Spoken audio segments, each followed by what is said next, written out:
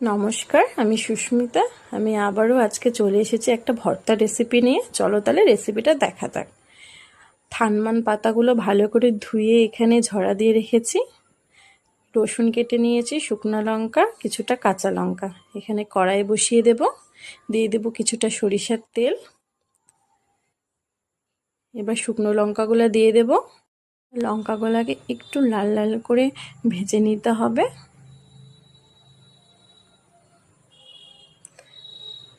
তারপরে দিয়ে দেব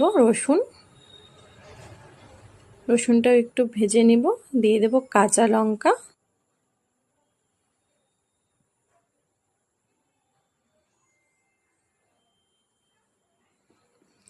আর একটু বেশি পরিমাণে দিতে হবে কালো জিরে।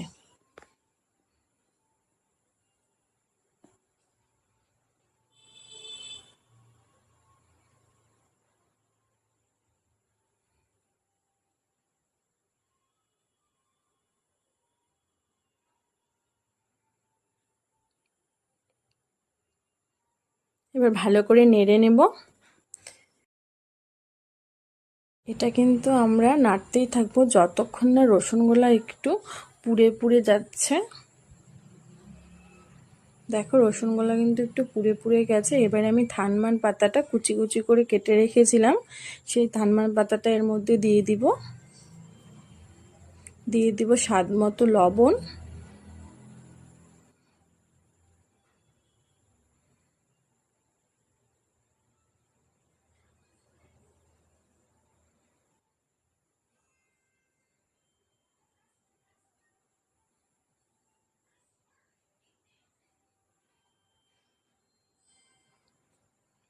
লবণ দিয়ে এবার একটু ভালো করে নেড়ে টেড়ে এটা কিন্তু গ্যাসটাকে স্লো করে ঢেকে রাখতে হবে।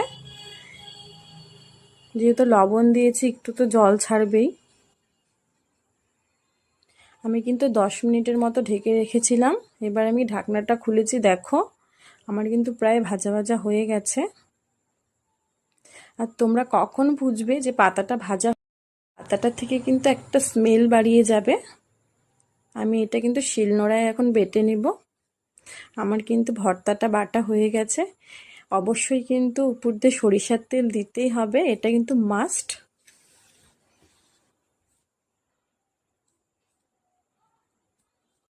যখন আমি এটা সার্ভ করব তখন সরিষার তেলটা কিন্তু মেখে দিব ভর্তাটার সাথে।